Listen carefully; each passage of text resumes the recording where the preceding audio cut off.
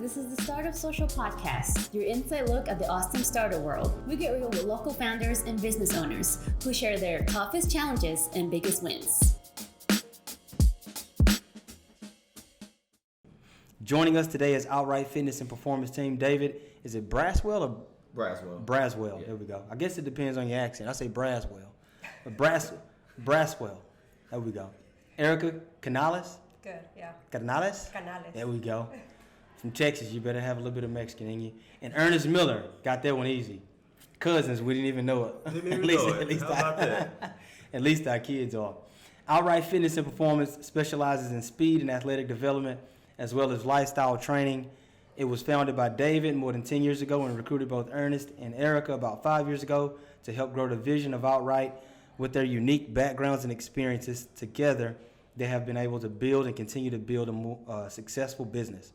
Appreciate y'all for being on the show, man. Thanks for the invite. Thanks for having us. It is the first time we had 4 people all on one podcast. Maybe the last, but it's all good. So I want to share some backgrounds on this. First start with David. How did you get into fitness? What's your background first off, like personal, where you from, etc.? So I'm originally I was born in DC, military kid, but from all over. I got into fitness. My background is track and field, so I ran track in high school.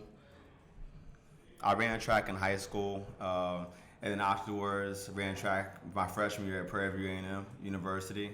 And I went to the military. I went to the Marine Corps, and when I came back, I was working for Hayes County out in San Marcos with their juvenile probation department. Mm-hmm. And it's very, they have a military style of training there where they use like exercise to allow kids to release stress and things of that nature. So that kind of got me into coaching, or that got me at least into like a training mindset with those kids. Mm-hmm. And then at that point, I decided to go back and start volunteering with the track team that I used to run for. Nice. And then when did you kind of transition into Austin and start with training yourself?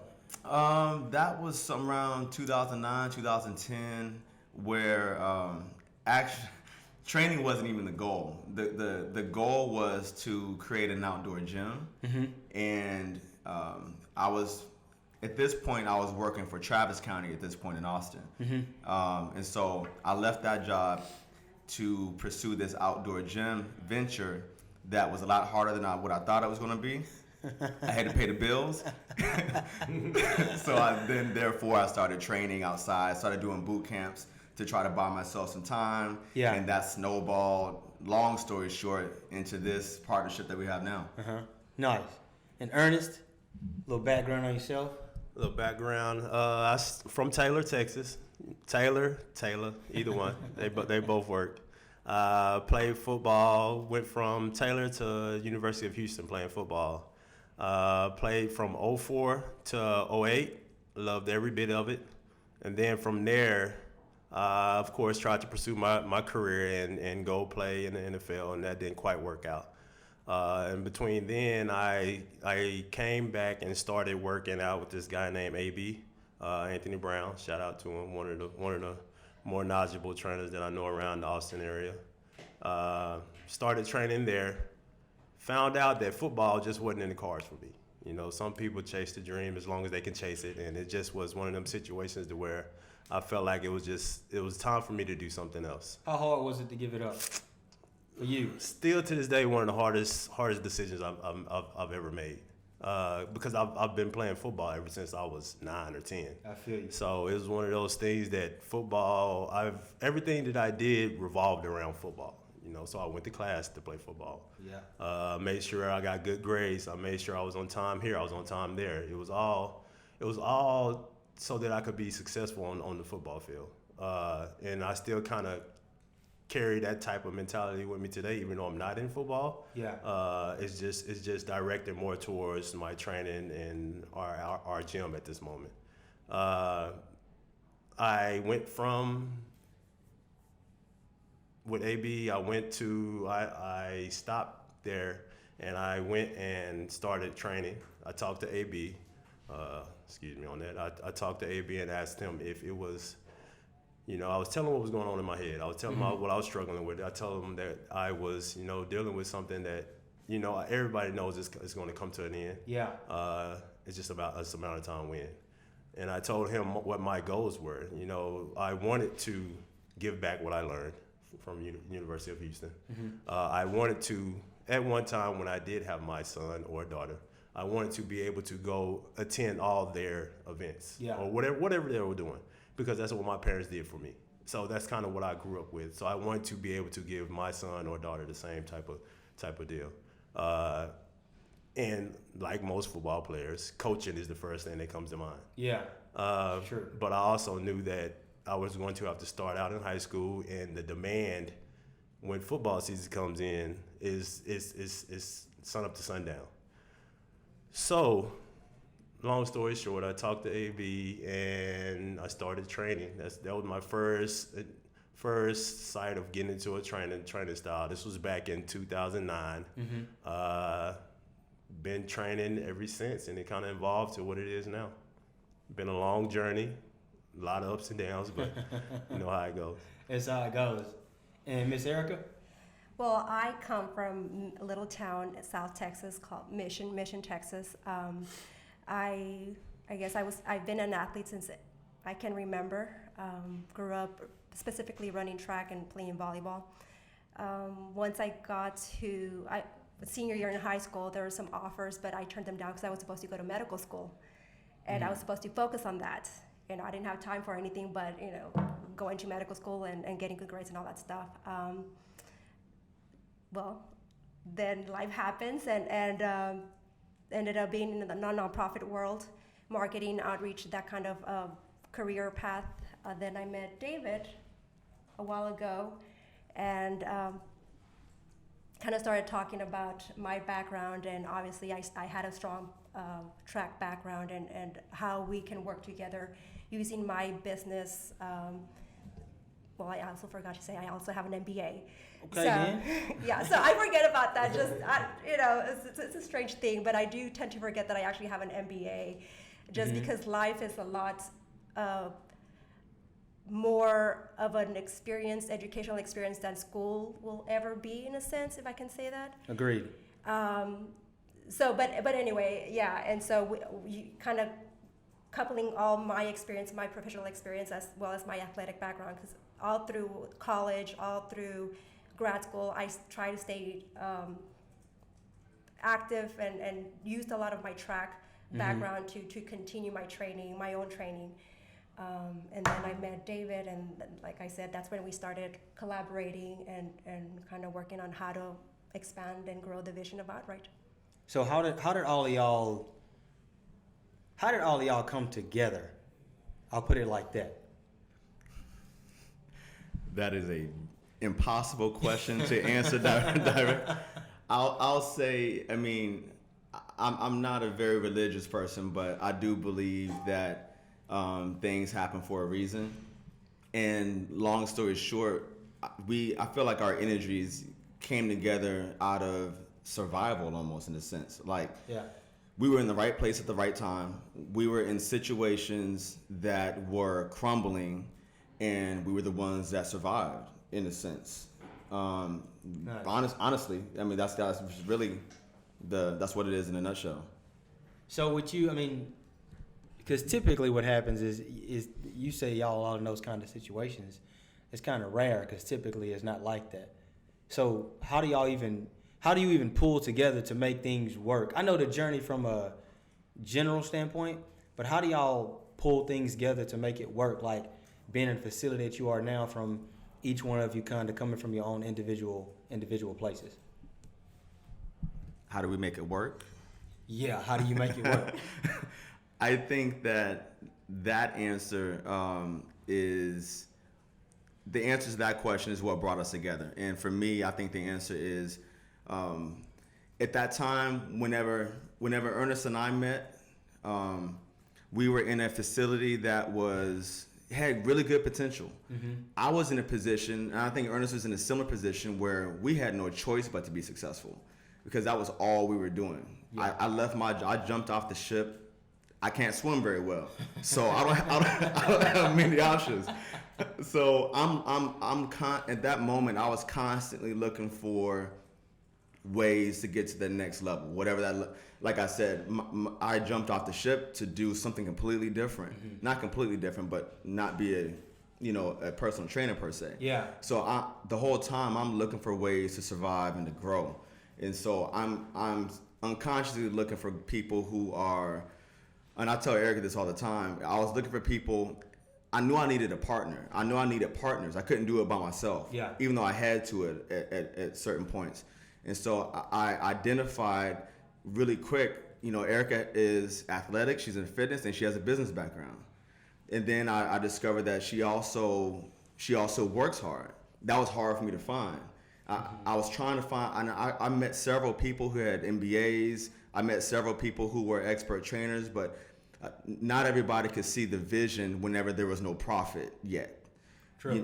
Very true. And with Ernest, same thing. I saw somebody who worked hard, but then I saw someone who had integrity as a trainer. And as a trainer, that's something that's rare and hard. Typically, I don't mean to rant. I could rant about this all day, but there's a lot of in our profession. There's a lot of trainers who don't know how to say no. True. They don't know how to say no, and they don't know how to stay in a niche, and they want to be the jack of all trades. I don't know football, so I don't have any business coaching that. Yeah. Unless I'm money hungry, and I just, oh yeah, sure, I'll do it. And so when I saw Ernest, that's one of the things that I saw. I saw his work ethic. I saw his integrity. I saw the way that he interacted with people, and there are some things that he was doing that caught my attention. And it seems like it's been a long time since then, but we're just now bringing some of those things to the forefront, and I'll get into that a little bit later.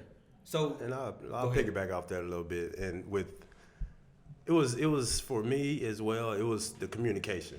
When I first met David at the gym that we were renting space from, it was the communication of how we communicated with our clients and how we carried ourselves with it that made me want to buy in with these two about going about things the right way and understanding, again, communication. As long as you communicate, when it gets rough, you can get up. You can figure a way out. True.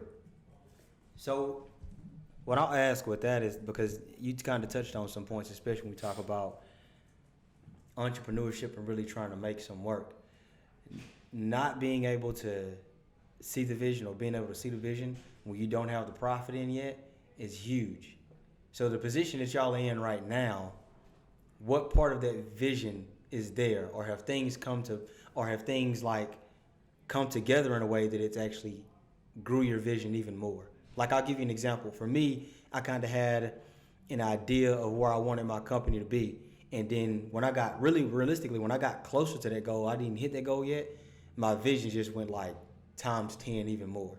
So how are y'all, like, for y'all, what are some of the things that you look at that a lot of the vision has come together, and then there's some things that you want to do in the future too that's going to be big for you? Can I answer first? I think what you're asking, I think one of the answers to that question for us is looking at our ability to pay rent. It's expensive. I will say that gyms and paying over here is expensive. And I say that because fortunately, we've never really struggled to pay rent, but we're now at a point to where we can see a little bit of a cushion. Yeah. We can see the potential, we can see that growth. And we meet on a regular basis, we set goals, and then during the week, we see the productivity in the gym. We see all the people. We see all the emails. We get the phone calls. Our schedules are full. We're having to navigate that. And then we see the results in our bank account to where it's like, okay, we can see it now. Because I know 5-7 years ago, I was living just off of my business loan. Ignorantly, didn't know any better, but I was doing the best that I could at that time. Trying to make things work. Yes. All right, I only have enough money coming in to pay half my mortgage, so I gotta borrow some. I gotta take out a draw out of my line of credit. not knowing that wasn't a smart thing to do. but again, you know, either I'm a little crazy or I don't know how to quit, or Yeah. you know, I don't know if that's whatever, but you know. The best way I like to put it is that you can figure things out. Yeah. Even if it's not the best decision. You won't say a bad decision, but the best decision, you know how to figure things out. Yeah.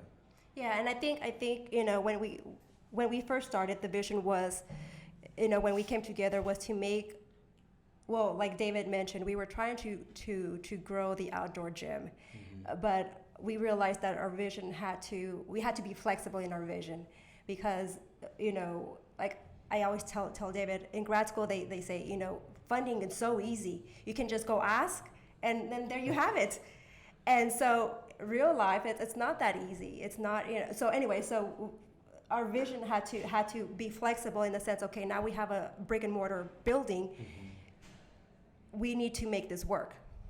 And so our vision was, okay, so now we have this brick and mortar building, training programs, and then that kind of snowballed into how do we want it to look, what's our ultimate goal. And I think, you know, the outdoor gym is still our long-term vision, but so we've also splintered into, well, we're doing remote training, we're doing, you know, this other projects within what outright the brick and mortar is. So I mean, like you mentioned, it's just being flexible, and right now we're kind of, as we're learning how to be better business people, we're learning about a lot of opportunities that are making our outright a lot more successful. Is that something that y'all had to, when you're talking about you becoming more business people, what's some things that y'all had to do that was kind of like outside of what you really like? So as a trainer, you like to train. What's some things that y'all had to do that's outside of like, damn, I can't just train. I got to go do this, and I got to go do this, and X, Y, and Z.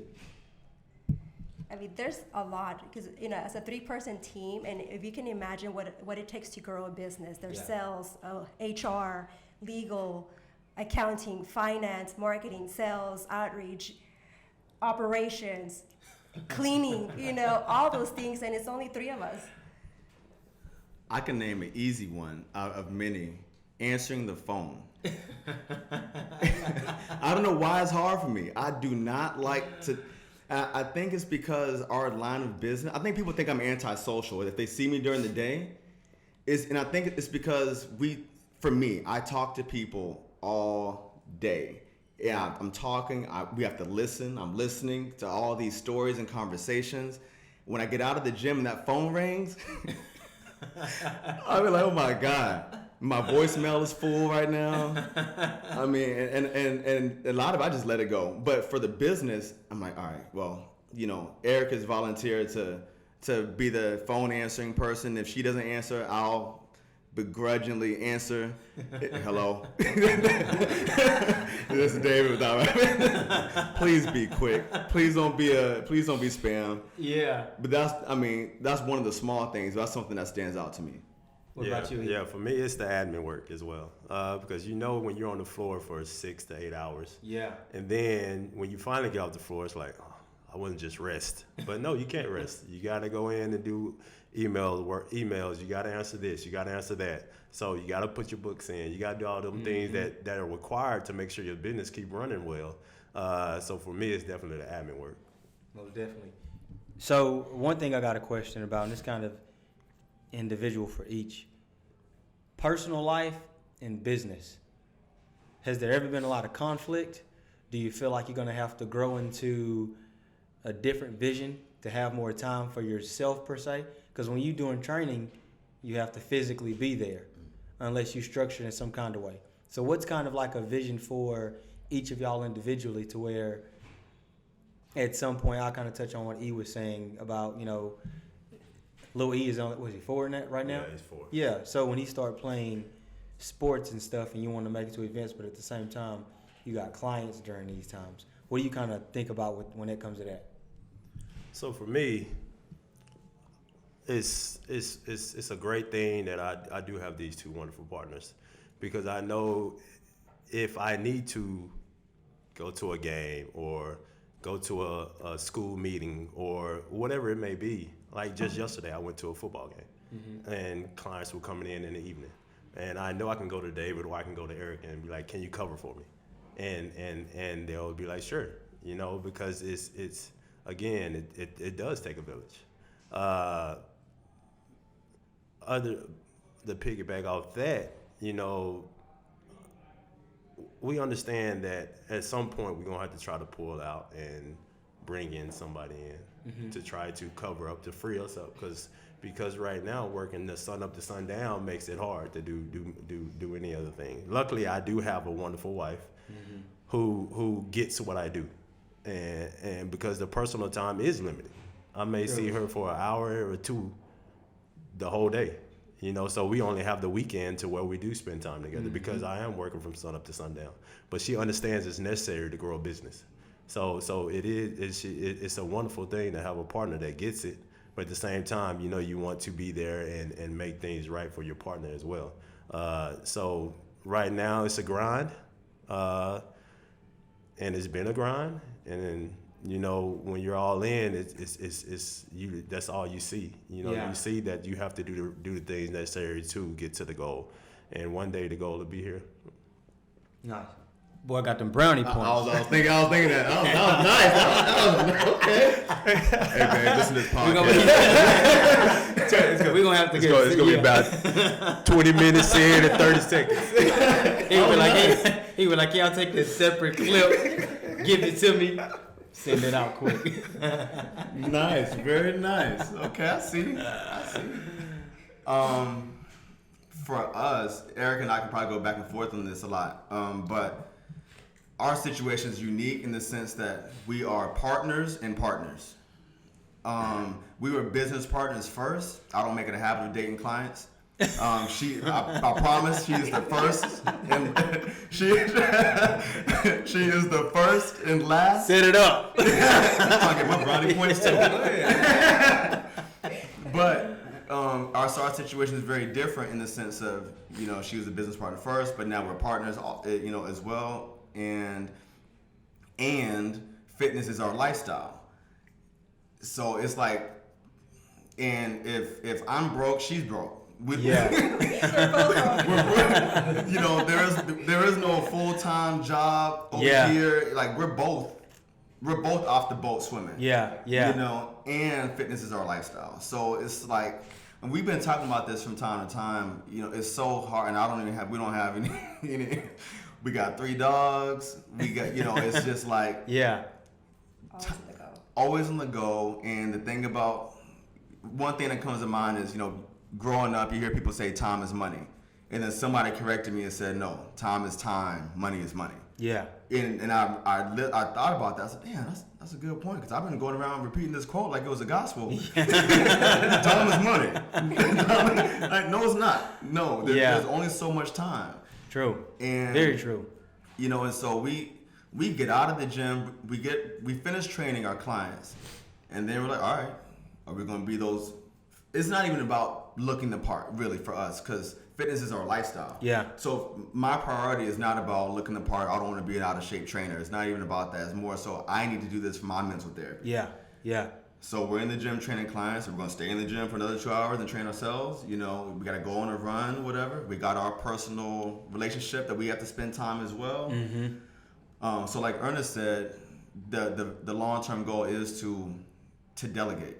Yeah. You know, which comes into play of standardizing, creating a system, which is hard, creating a system so that we can delegate cleanly, you know, and be like Chick-fil-A. Hashtag Chick-fil-A. Yeah. Well, the only thing I guess I have to add is I mean, for David and I, we are in a unique situation in the sense that we spend a lot of time together, but a lot of the time is business. We're talking about business, trying to, you know, get feedback from each other. Mm-hmm. And so our personal time, we have very little, like where we just sit down, because even on the weekends, we're still, that's our time to handle a lot of the administrative work. Mm-hmm. And so for us, it's we have very limited personal time together and as well as ourselves individually. But it's weird because That feels like personal time. yes, yes, yeah. I do. When she was saying it, I was like, "It's probably y'all personal time, Joe." So it's weird because it's like, hey, we need to spend time together. We just spent 12 hours. And then, hey, wait a minute. Bring the brownies back. That boy he ate the brownies himself. He told her brownies off. Maybe some ice cream left over somewhere. I will say that when we're in business mode, there's a lot of arguing. So, not a lot, but a lot more so. Disagreement. There We'll we use go. some safe words. Sure, all right, Get whatever. these brownie crumbs back on the table. There's a lot of disagreements, but then, and yes, like David said, we do spend a lot of time together, but it's I see it totally different just because we are together, we're sharing the same space, we're here together. Yeah. But it's not like, we're not like, hey, love, blah, blah, blah. Yeah. It's more like, hey, we need a sales, we need a marketing, business. So it's to me, it's very different. How hard is it for y'all to get y'all minds away from it? Like for me, my mind goes all the time. Like I can't even, like my kids are so hyper and their minds go all the time so they literally fall asleep. I can't fully get mad at them because I'm the exact same way. So it's hard for me to get my mind off business and not even like talk it to my wife at times. Like talk about something completely different, which is difficult because realistically you spend majority of your day with your business. You spend majority of your day working. So how hard is it for you to like really get your mind away from business? It's impossible for me, especially because the whole mindset is you're in a position where you're trying to grow a business. Yeah. It's not already developed, it's not already going, so therefore when you're trying to grow something, you're constantly thinking about it. Yeah. You're constantly thinking about it. You're constantly trying to figure out what's the next thing you need to do, and when I get home, I stay up late because, I already get home late, so therefore my wind down, sometimes I can wind down, sometimes not so much. It's one of them things where your mind is racing so much that it's hard to get away from it, so it's a work in progress still to this day, and I've been doing this for coming up 2009, 10 years already. Yeah. So it's a daily battle. Some days I'm more successful than others, but most days not so much. I feel you. What about y'all? I I gotta say y'all because if y'all together 12 basically all day, 24/7. and then and you're training and you're working at the same time. I mean, some people may say, well, once I get done, then I don't even want to think about it anymore. But it's different when you're trying to grow a business and everything else. When you're broke. When you're broke, it's always on your mind. I'll agree with Ernest. It's impossible. It's just, it helps to have an understanding partner. And it is what it is. I accept it. It doesn't stress me out that I can't stop thinking about it because it is a passion at the same time. And so I think there's a side of me that can't sit still. Yeah. And so I enjoy the creative process at the same time. So while there's a lot of stress, there's a lot of like back and forth. We're all trying to solve this puzzle. Again, it's from the ground up. Like we're not. It's not turnkey. We didn't buy a franchise to where we just have to read the manual and follow the instructions. Yeah.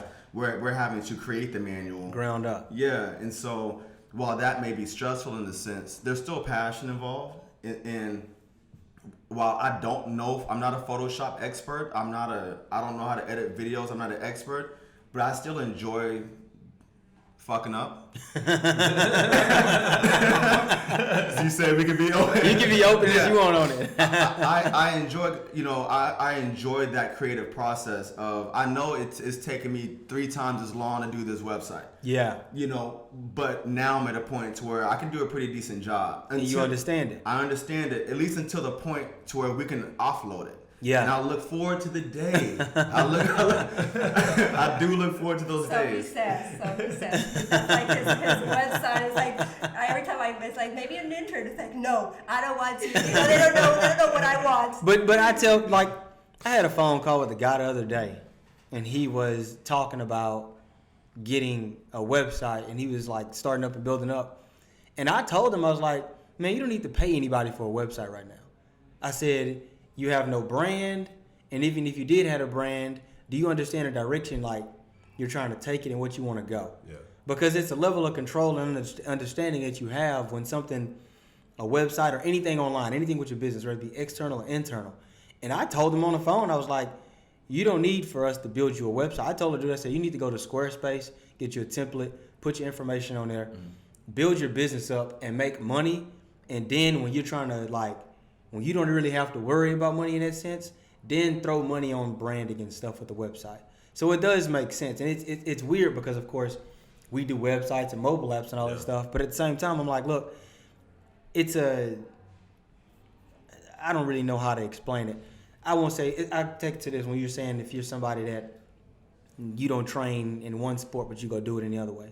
Like, yeah, we do web design, but I'm not going to just take somebody's money and be like, yeah, here you go. And it's like, that person shouldn't have used this money. You should have spent that money on something else to get you business. So when you talk about having control of your website or doing stuff, yeah, integrity, there you go. Like, it does. It makes sense, especially as you're building up. And throughout these 10 years, we've had a lot of experience with making those mistakes. Yeah. Like, we have a whole other website out there. We have a whole other website out there right now.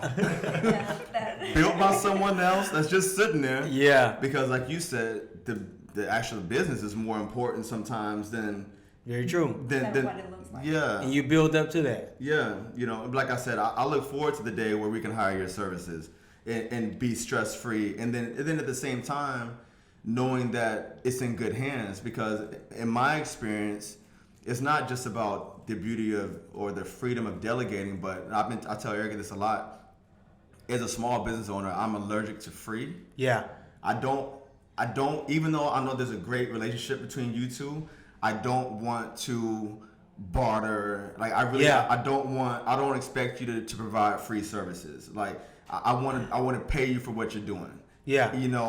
Because that's what you're worth. That's the right thing to do. But at the same time, also, as a business, I want to have expectations. Like, hey, yeah, that was a crappy job. Well, it was free. You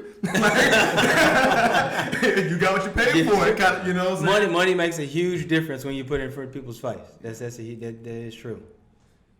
What was we back on? What was we talking about? I know. What were we talking about? What was your original question? What was the original question? I think we were talking about just how do we separate personal. Yeah. Personal and work. Well, for us, like I said, because we are partners, business partners and partners in life, it's rare that we separate those two things. But I will say that in spite of the stresses and just how much we've invested and are investing in this business, both professionally, sacrifices and all those things, that it's been the best time of my life. I was working full time, and then I jumped ship twice actually. The first time was, well, we're not, I just need to go back and get something, and then we jumped again, and so this is the second round. But I will say that in spite of all that I'm having the best time of my life. That I Nice. enjoy the process. I enjoy being up, dreaming about it, talking about it, because we are building something together. That it's us that we're building and not somebody else's vision. Nice. Last thing is, if you had any advice that you could give to someone, whether personal training or whatever, just from y'all's experience, individually, what would be, some advice that you give them? I'll go first on this. Understand that it's hard. It's hard. If you're an entrepreneur, it is hard. There's no question about it. It's going to be sun up to sundown. It's going to be doing things you really don't feel like doing. But if you keep pressing through it, you keep going, don't let your goal change just because there's a lump in the road. Yeah. If this is your goal, keep pushing. Don't give up, because eventually you will catch a break. You'll catch a break eventually. If you stay pushing, you'll catch a break. and that's probably the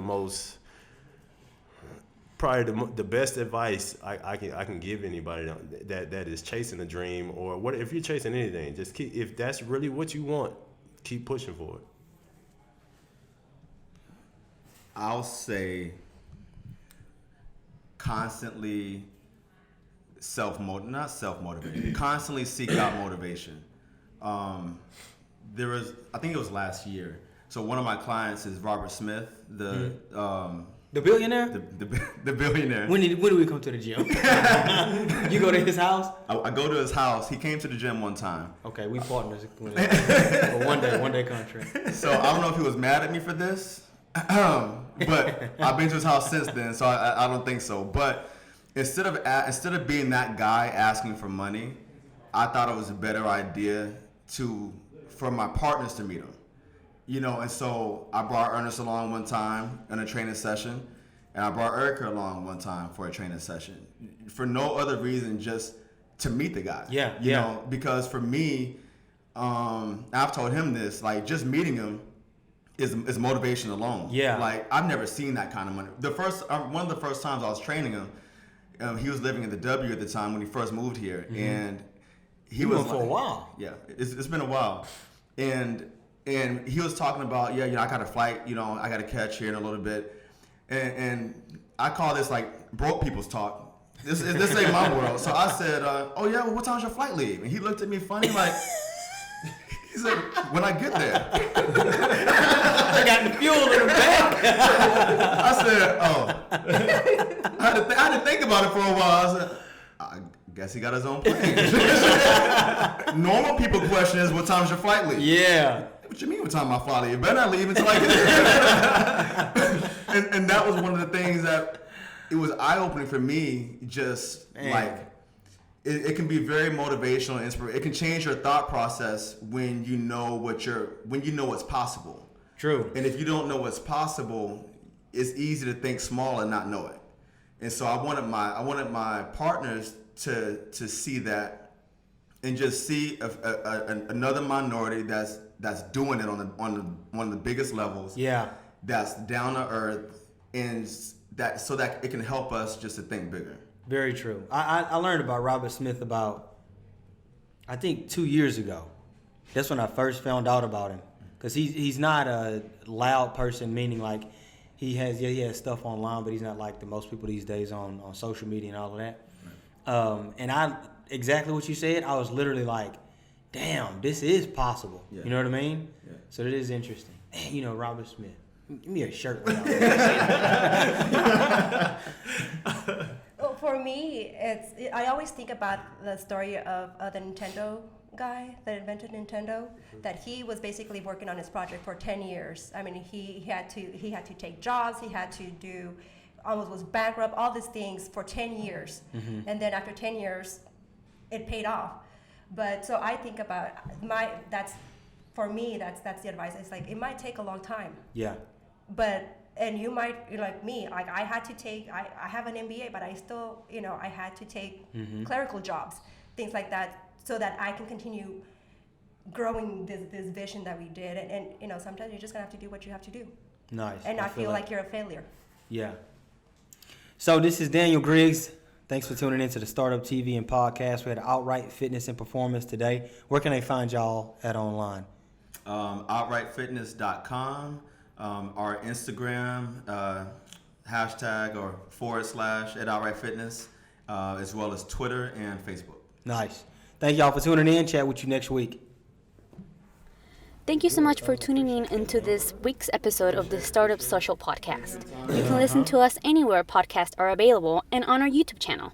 Make sure to visit our website, startupsocialtv.com. Until next time.